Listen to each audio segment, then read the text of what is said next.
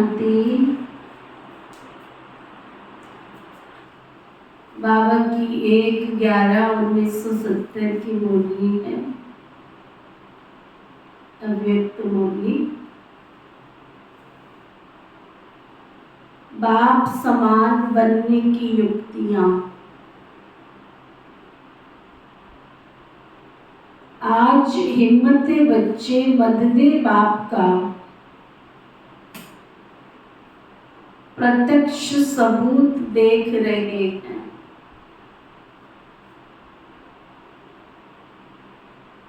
जो गायन है उसका साकार रूप देख रहे हैं।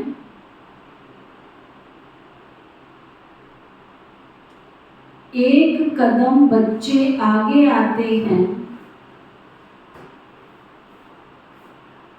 तो 1000 गुना बाप भी कितना दूर से सम्मुख आते हैं। आप कितना माइल से आए हो, बाबा पूछ रहे। बाप दादा कितना दूर से आए।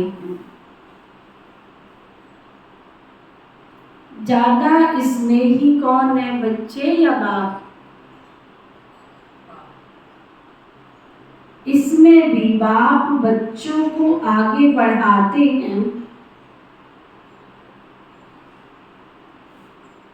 अभी भी इस पुरानी दुनिया में बाप से ज्यादा आकर्षण करने वाली वस्तु क्या है?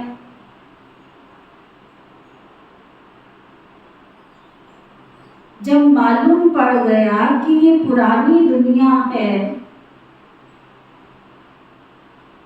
सर्व संबंध सर्व संपत्ति सर्व पदार्थ अल्पकाल और दिखावा मात्र है,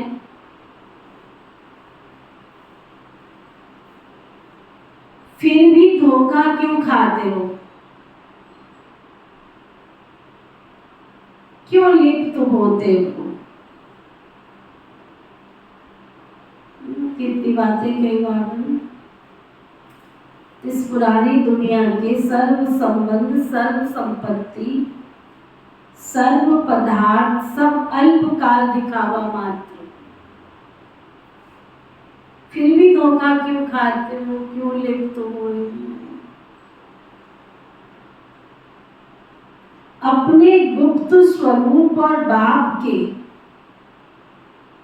गुप्त स्वरूप को प्रत्यक्ष करो,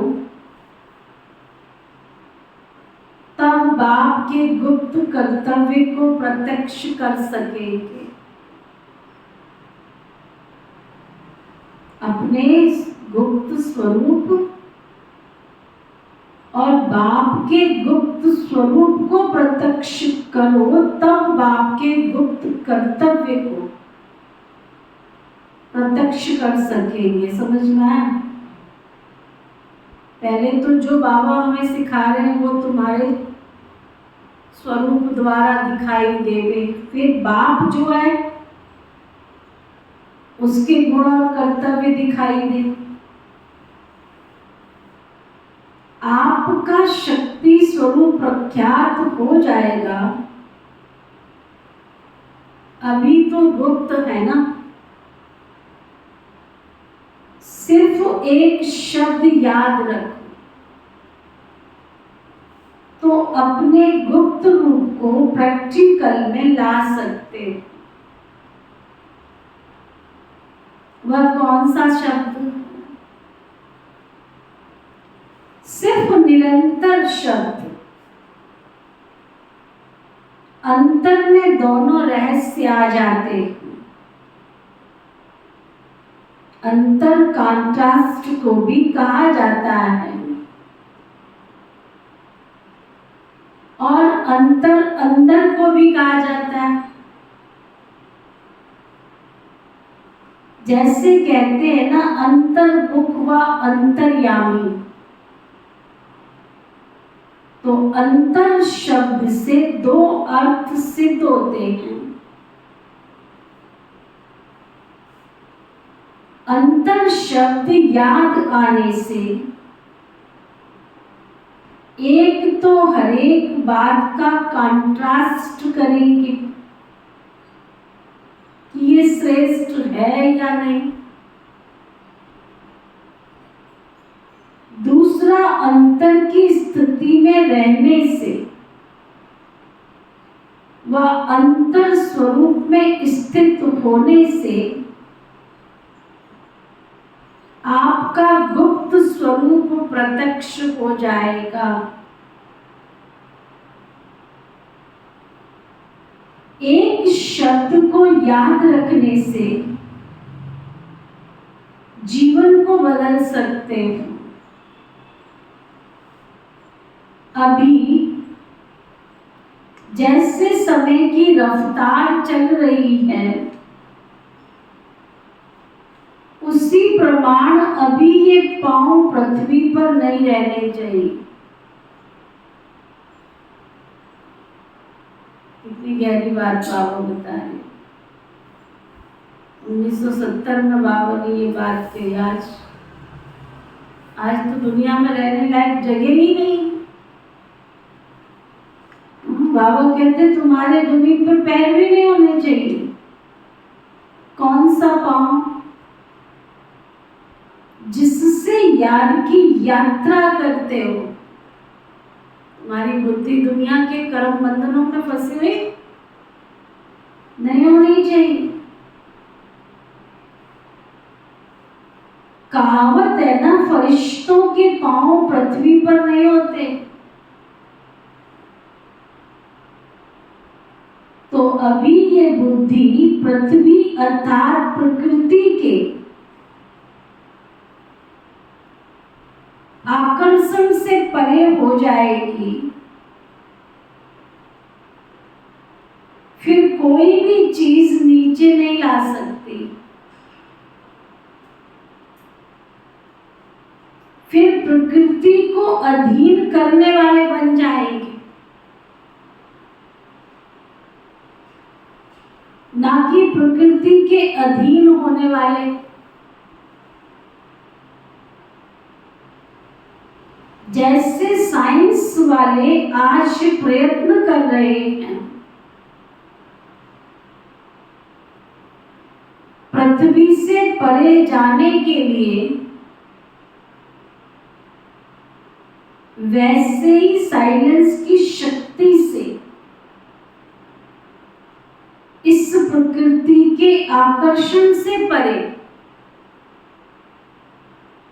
जब चाहे तब आधार ले, ना कि प्रकृति जब चाहे तब आपको अधीन कर दे। तो ऐसी स्थिति कहां तक बनी है? अभी तो बाप दादा साथ चलने के लिए सूक्ष्म वतन में अपना कर्तव्य कर रहे हैं, लेकिन ये भी कब तक? जाना तो अपने ही घर में है ना।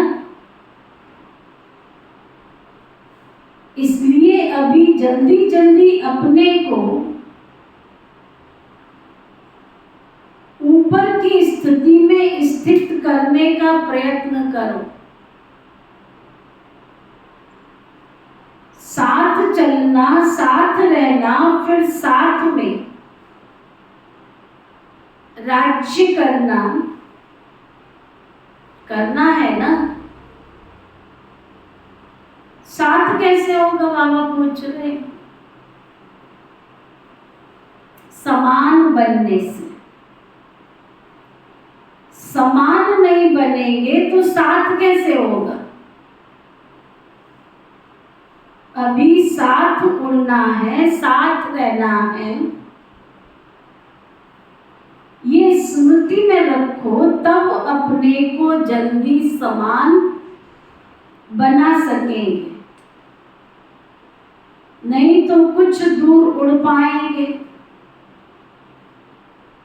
वायदा भी है ना कि साथ रहेंगे, साथ चलेंगे, राज्य करेंगे। सिर्फ राज्य करने के समय बाप गुप्त हो जाते हैं तो साथ कैसे रहेंगे? समान बनने से। समानता कैसे लाएंगे? साकार बाप के समान बनने से। अभी बाप दादा कहते हो ना,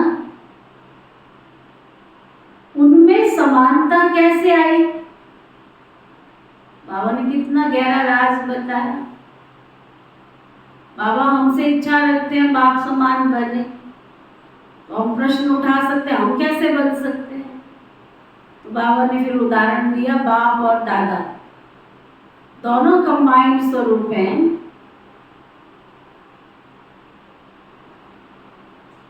उनमें समानता कैसे आई? फिर जब उनमें आ सकती है तो हमें भी आ सकती है। समर्पणता से समानता सेकंड में आई। ऐसे समर्पण करने की शक्ति चाहिए। जब समर्पण कर दिया तो फिर अपना व अन्य का अधिकार ही समाप्त हो जाता है। जैसे किसको कोई चीज दी जाती है तो फिर अपना अधिकार और अन्य का अधिकार समाप्त हो जाता है ना। अगर अन्य कोई अधिकार रखे भी तो उसको क्या कहेंगे? कोई अगर मेरे पर अधिकार रखने की कोशिश करे तो क्या कहेंगे? कहेंगे ना, यह तो मैंने समर्पण कर ली है। ऐसे ही हर वस्तु सर्व समर्पण करने के बाद अपना व दूसरों का अधिकार कैसे रह सकता है? जब हम कहते हैं हम तन से मन से धन से बाबा के प्रति, बाबा पे समर्पण है, तो फिर उन पे अधिकार नहीं जता रहे। जब तक अपना व अन्य का अधिकार रहता है तो इससे सिद्ध है कि सर्व समर्पण में कमी, इसलिए समानता नहीं आती।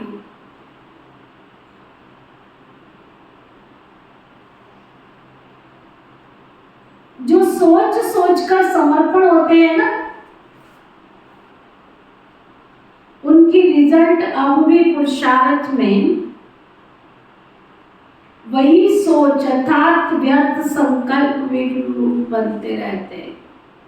कितना गहरा राज बताया बाबा ने। जो बाबा के कार्य में एक धक्क से समर्पण हुए तो वो बाप समान जल्दी बन गए, और कई ऐसे हैं जो सोच सोच के समर्पण हुए, लास्ट मोमेंट तक भी जिंदगी में व्यर्थ के संकल्प भी उनके विघ्न रूप बनते जा रहे हैं। बाबा की 5-11-70 की अव्यक्त बोली है, डिले इज डेंजर। हरेक अपने लाइट और माइट को देख परख सकते हैं। अपने आप को परखने की शक्ति अपने में अनुभव करते हो क्या? अपने को अब तक पुरुषार्थी मूर्त समझते हो वह साक्षात और साक्षात्कार मूर्त समझते वह अनुभव करते हो। वह समझते हो कि ये अंतिम स्टेज,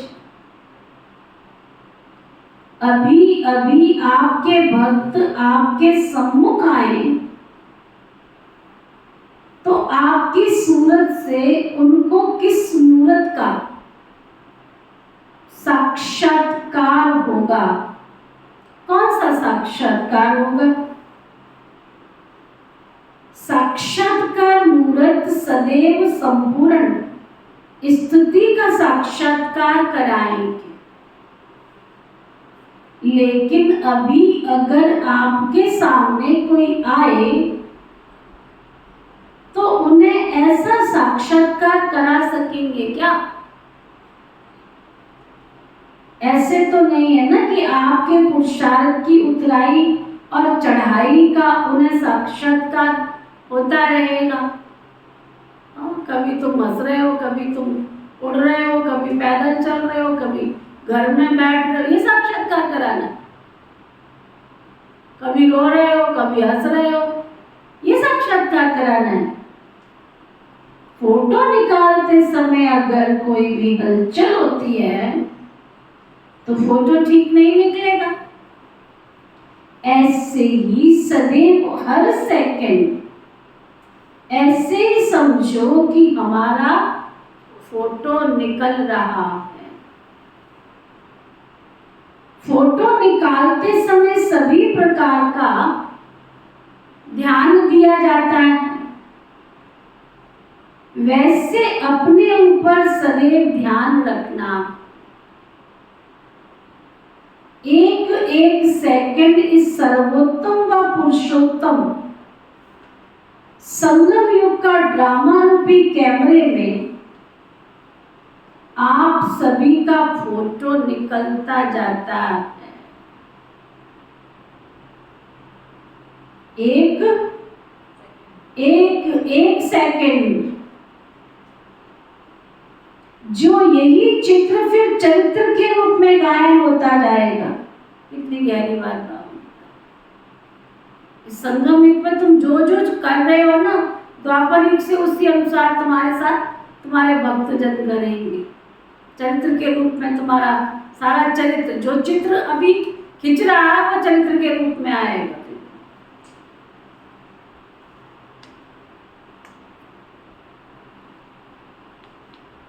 और अभी के भिन्न भिन्न स्टेज के चित्र भिन्न भिन्न रूप में पूजे जाएंगे।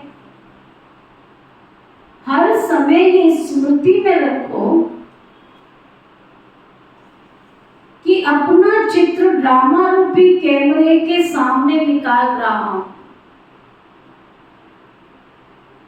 अब के एक एक चित्र, एक एक चरित्र गायन और पूजन योग्य बनने वाले हैं। जैसे यहाँ भी जब आप लोग कोई ड्रामा स्टेज पर करते हो और साक्षात्कार करते हो तो कितना ध्यान रखते हो। ऐसे ही समझो बेहद की स्टेज के बीच में पार्ट बजा रही हूं, बजा रहा हूं। सारे विश्व की आत्माओं की नजर मेरी तरफ है।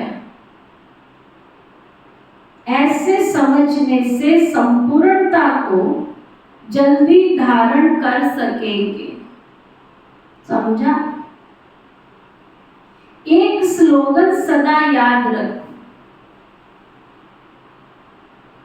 जिससे सहज ही जल्दी से जल्दी संपूर्ण बन सको। वह कौन सा स्लोगन याद रखें? जाना है और आना है। यह तो ठीक है ना, लेकिन जाना कैसे? संपूर्ण होकर जाना है या ऐसे ही? इसके लिए क्या याद रखेंगे? Delay is danger. अगर कोई भी बात में देरी की तो राज्य भाग्य के अधिकार में भी इतनी देरी पड़ जाएगी। इसलिए ये सदैव याद रखो कि वर्तमान समय के प्रमाण एक सेकंड भी डिले नहीं करनी। आजकल कंप्लीट अर्थात संपूर्ण कर्मातीत बनने के लिए पुरुषार्थ करते करते मुख्य एक कंप्लेन समय प्रति समय सभी की निकलती रहती है। चाहते हैं कंप्लीट होना, लेकिन वो कंप्लीट होने नहीं देती। वो कौन सी कंप्लेन है? व्यर्थ संकल्पों की, कितना व्यर्थ संकल्प। कंप्लीट बनने में व्यर्थ संकल्पों के तूफान विघ्न डालते हैं। ये मेजॉरिटी की कंप्लेंट है। अब इसको मिटाने के लिए आज बाबा युक्ति बता रहे, मन की व्यर्थ संकल्पों की कंप्लेंट कैसे पूरी होगी। याद की यात्रा तो मुख्य बात है, लेकिन इसके लिए भिन्न भिन्न युक्तियां हैं। वो कौन सी? जो बड़े आदमी होते हैं ना, उनके पास अपने हर समय की अपॉइंटमेंट की डायरी बनी हुई होती। उनके पास एक एक घंटा उनका फिक्स होता है। ऐसे आप भी बड़े थे बड़े हो कि नहीं? तो रोज अमृत वेले सारे दिन की अपनी अपॉइंटमेंट की डायरी बना। अगर अपने मन को हर समय अपॉइंटमेंट में बिजी रखेंगे तो बीच में व्यर्थ संकल्प समय नहीं ले सके। अपॉइंटमेंट से फ्री रहते हुए तब व्यर्थ संकल्प समय ले लेते। तो समय की बुकिंग करने का तरीका सीखो। अपने आप की अपॉइंटमेंट खुद ही बनाओ कि आज सारे दिन में क्या क्या करना। फिर समय सफल हो जाए। मन को किसमें अपॉइंट करना है? 4 बातें बाबा ने बताई। एक, बाप दादा से मिलन। दूसरा, वर्णन, जो बाबा की मुरली सुनते हैं, आपस में चिंतन करो, वर्णन करो। तीसरा, मगन। और चौथी, लगन। कौन सी 4 बातें? मिलन, वर्णन, मगन और लगन। लगन लगाने में भी समय तो बहुत जाता है ना, तो मगन की अवस्था में कम रहते। इसलिए लगन, मगन, मिलन और वर्णन। लगन, मगन और मिलन और वर्णन। वर्णन है सर्विस, मिलन है रूहान करना। बाप दादा से मिलते हैं ना, तो इन 4 बातों में अपने समय को फिक्स करो।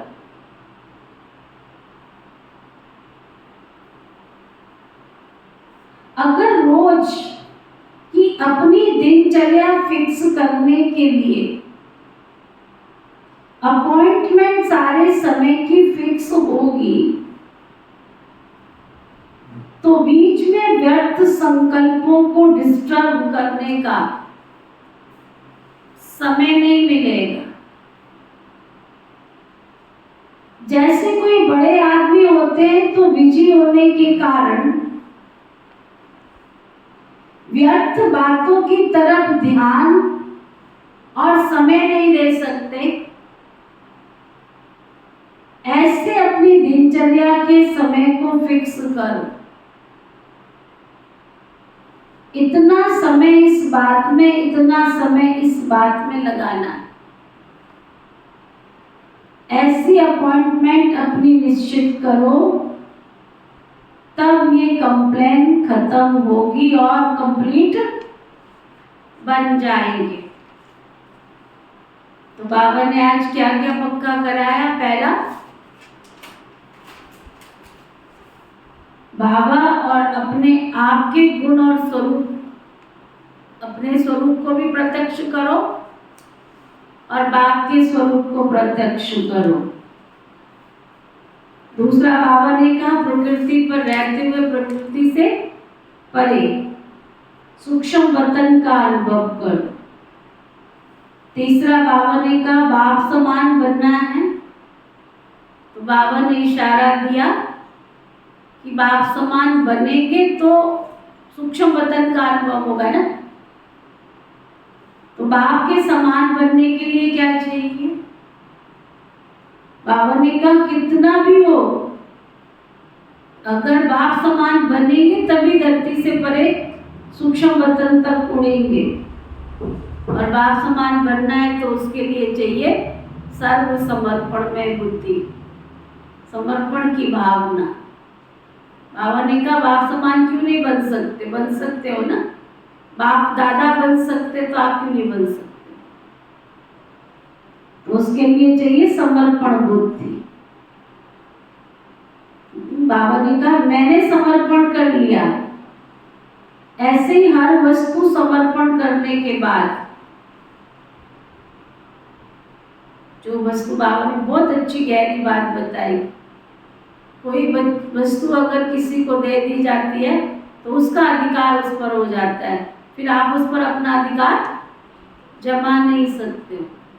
ऐसे ही जब दिल से आप कहते हो ये तन बाबा का है, मन बाबा का है, धन बाबा का है, तो उस पर आप अधिकार नहीं रख सकते हो। समर्पण माना संपूर्ण रीति से समर्पण होना। फिर बाबा ने कहा डिले इज डेंजर। बाबा ने कहा अभी तक बच्चे उतराई चढ़ाई करते हैं, ये बाबा को पसंद नहीं। और बाबा ने बहुत अच्छी बात कही, चित्र और चरित्र की बाबा ने बात कही कि अगर अभी तक भी उतराई चढ़ाई करते रहोगे, कभी उतर रहे हो, कभी चढ़ रहे हो, कभी अवस्था बहुत अच्छी है, कभी नीचे है, ये सब आपकी फोटो निकल रही है। और वो फोटो माना चित्र, ये चित्र आपका चरित्र के रूप में छपता जा रहा है। और जो जो आप कर रहे हो उसके अनुसार ही आपकी यादगार बनती चली जा रही है चरित्र के रूप में। इसलिए फोटो निकल रही है, तो फोटो जब खिंचवाते हैं तो हलचल में थोड़ी आते हैं, फोटो खराब हो जाती है। तो हमेशा सोचो कि मेरी फोटो निकल रही है और चित्र मेरा चरित्र के रूप में निश्चित होता जा रहा है। इसलिए बाबा ने कहा जाना और आना दो शब्द अंदर बुद्धि में पक्के याद करो। और बाबा ने कंप्लीट अवस्था बनाने के लिए इशारा दिया कि अपनी डायरी रखो और अमृत वेले से अपने साथ अपॉइंटमेंट लिखो, मैंने कितने बजे से कितने बजे तक क्या क्या करना है। 4 बातें बाबा ने बताई। एक, बाप दादा से मिलन, सारे दिन में मैंने कितने मिलन की अनुभूति की, कितने समय पर करूँगा वो सारा टाइम पीरियड। दूसरा, ज्ञान का वर्णन, कितनी आत्माओं को संदेश दिया। तीसरा, मगन अवस्था कितनी रही। और चौथी, लगन की अवस्था। बाबा ने कहा अभी तक ब्राह्मण आत्माओं में बहुत बड़ी कमी दिखाई देती है व्यर्थ संकल्पों की, और वो व्यर्थ संकल्प तभी पूरे होंगे जब चलते उठते बैठते सुबह अमृत वेले से अपॉइंटमेंट अपनी निश्चित की होगी, दिनचर्या निश्चित की होगी। अच्छा, ओके, ओम शांति शांति।